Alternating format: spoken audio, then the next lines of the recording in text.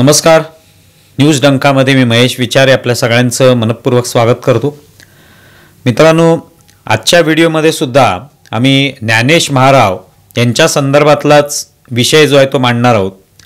तुम्ही म्हणाल की पुन्हा एकदा तोच विषय, तर मुळात थोडासा त्यातला एक वेगळा अँगल सांगण्याचा हा प्रयत्न आहे. आम्ही या संदर्भात 2 व्हिडिओ बनवले.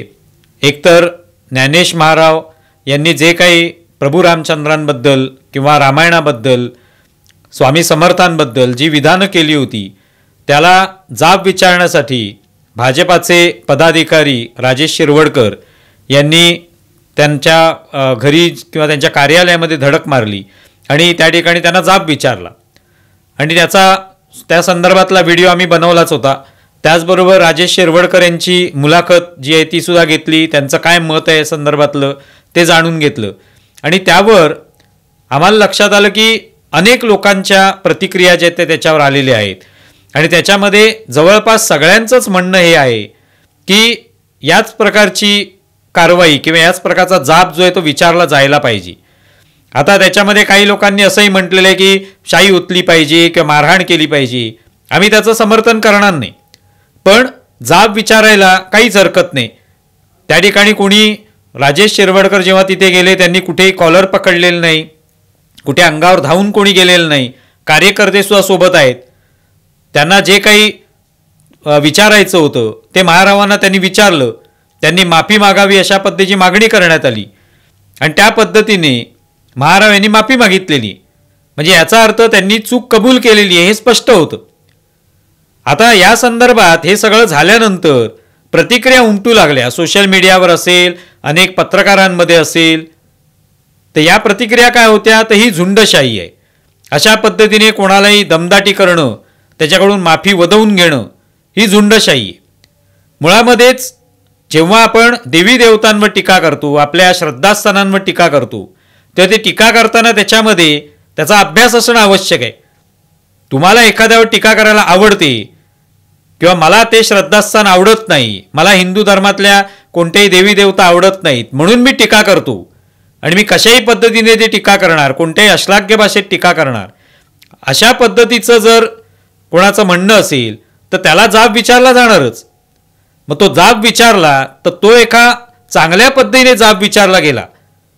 त्याच्यामध्ये कुठेही मारहाणीचा प्रश्न नाही, अंगावर धावून जाणं नाहीये की अंगावर हात उचलणं नाहीये, कुठेही शारीरिक असं काही झटापट झालेलं नाहीये. तर अशा वेळेला जाब विचारायला समोर कोणी उभं राहिलं तर त्याला उत्तर देण्याची ताकद सुद्धा त्या विचारवंतामध्ये असली पाहिजे की मी जे काही बोललो त्याच्यावर मी ठाम आहे. तुम्ही तुमचा निषेध करू शकता, तुम्ही तुमचे जे काही विचार आहे ते मांडू शकता, मी काय माफी मागणार नाही हे सांगायचं स्वातंत्र्य आहेच की नाही. पण तसं काय झालेलं दिसत नाही. महाराव यांनी माफी मागितली याचा अर्थ त्यांना लक्षात आलेलं आहे की आपण चूक केलेली. आपण जे काही बोललो ते बोलत असताना लोकांच्या भावना दुखावतील याचा आपण विचार केलेला नाही. किंबहुना ते यापूर्वी सुद्धा अशा पद्धतीने अनेक वेळा बोललेले आहेत. काही जणांनी अशा प्रकारे त्यांचं समर्थन केलंय की हे तर काहीच बोललेले नाहीत, ते याच्यापूर्वी ते अत्यंत कडक शब्दामध्ये बोललेले आहेत. मग बोलायचं जर तुम्हाला स्वातंत्र्य आहे तर तुम्हाला जाब विचारण्याचंही स्वातंत्र्य आहे की नाही. मग ते स्वीकारणार की नाही तुम्ही. तेव्हा फक्त अभिव्यक्ती स्वातंत्र्य आम्हालाच असणार. आम्ही कोणत्याही देवी देवतांबद्दल काही बोलू, आम्ही कोणाच्याही श्रद्धास्थानाबद्दल काही बोलू, आम्ही त्यांच्या कोणत्या आवडत्या व्यक्तीबद्दल काही बोलू, पण तुम्ही आमच्याबद्दल बोलायचं नाही, तुम्ही आम्हाला जाब विचारायचं नाही, तुम्ही त्याला प्रत्युत्तर द्यायचं नाही, तुम्ही त्याच्याशी प्रतिवाद करायचा नाही किंवा आम्ही म्हणू त्याच पद्धतीने प्रतिवाद व्हायला पाहिजे. हे जे असतं हे चालणारं नाही लोकशाहीमध्ये. तुम्हाला अभिव्यक्ती स्वातंत्र्य जे आहे तर तुम्हाला जाब विचारण्याचं सुद्धा स्वातंत्र्य आहे. त्यात कुठेही कायद्याचं उल्लंघन केलेलं नाही, कुठेही कोणी कॉलर पकडलेलं नाही, शारीरिक इजा केलेली नाही किंवा तुमच्यावर काय शाई ओतलेली नाही. स्पष्ट शब्दात तुम्ही माफी मागा असं म्हटलं आणि ती माफी मागितली याचा अर्थ आपण चूक कबूल केलेली आहे. पण सध्या काय झालेलं आहे, झुंडशाही हा शब्द प्रयोग जो आहे तो वारंवार केला जातो, पण तो सोयीस्कर असतो.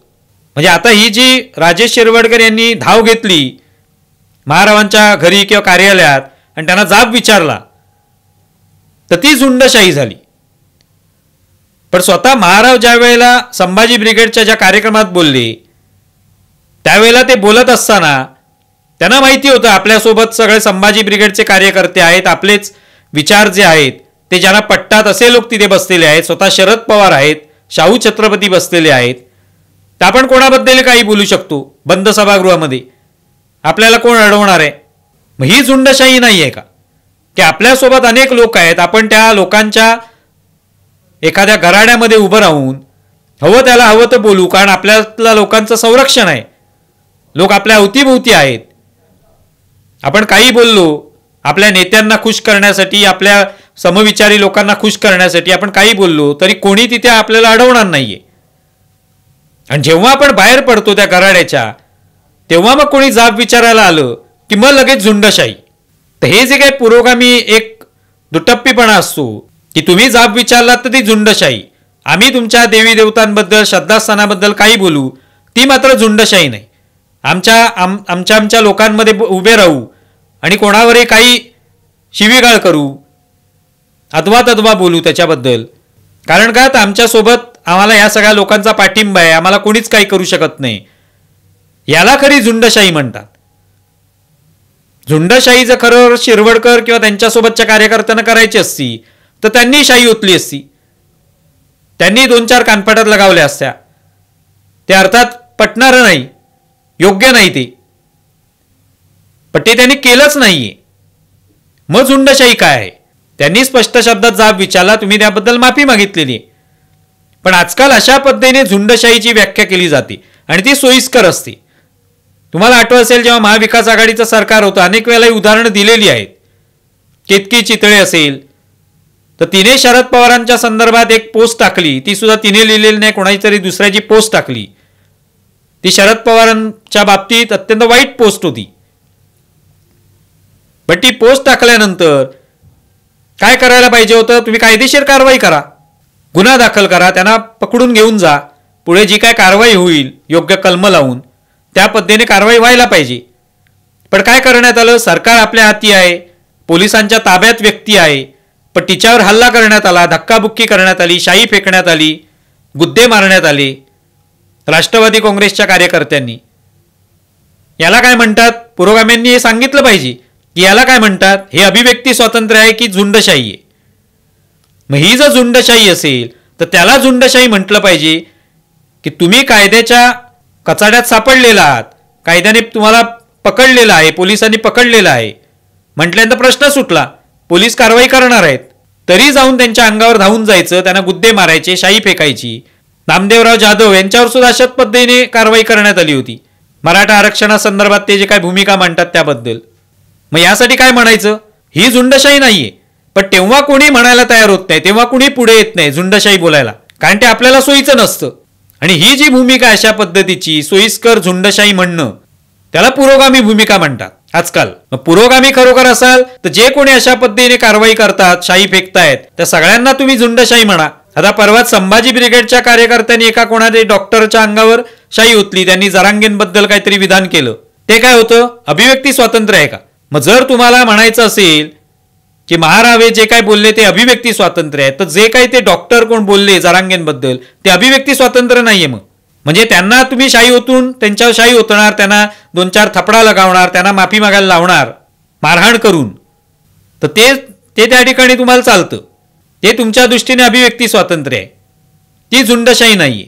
फक्त इथे मात्र कोणत्याही प्रकारची शारीरिक इजा न करता, झटापट न होऊ देता, अंगावर धावून न जाता, रागावून फक्त तुम्हाला विचारलं, तुम्हाला जाब विचारला तर त्यात झुंडशाही काय? आणि एवढी झुंडशाहीची भीती वाटत असेल तर नका करू टीका. तुम्ही करू नका टीका. तुम्ही माफी पण मागता, तुम्ही टीका पण करता. मग नेमके विचारवंत कोणत्या दर्जाचे आहात तुम्ही? काय दर्जा आहे विचारवंत म्हणून? म्हणजे एका बाजूला शाहू फुले आंबेडकर यांच्या नावाने गजर करता, तर ज्या शाहू फुले आंबेडकरांनी सामाजिक हित जोपासण्यासाठी प्रत्यक्ष म्हणजे अशा काही रूढी परंपरांच्या विरोधात बोलल्यानंतर समाजाचा रोष सुद्धा त्यांच्यावर त्यांनी स्वीकारलेला आहे, दगड झेललेले आहेत, शेणगोळे झेललेले आहेत, पण त्यांनी आपल्या भूमिकेपासून कधी भूमिकेची प्रतारणा केलेली नाही. तुम्ही मात्र लोक 4 जाब विचारायला की माफी मागून मोकळे होता. मग तुम्ही कसले विचारवंतात? कशाला शाहू फुले आंबेडकरांची नावं तुम्ही घेता? काय अधिकार आहे तुम्हाला? आणि परत मग झुंडशाहीचं नाव घ्यायचं. मग त्याविषयी टीकाच करू नका. एवढी जर तुम्हाला माफी मागायचीच हौस असेल तर टीका करू नका, काही बोलू नका देवी देवतांबद्दल, श्रद्धास्थानांबद्दल.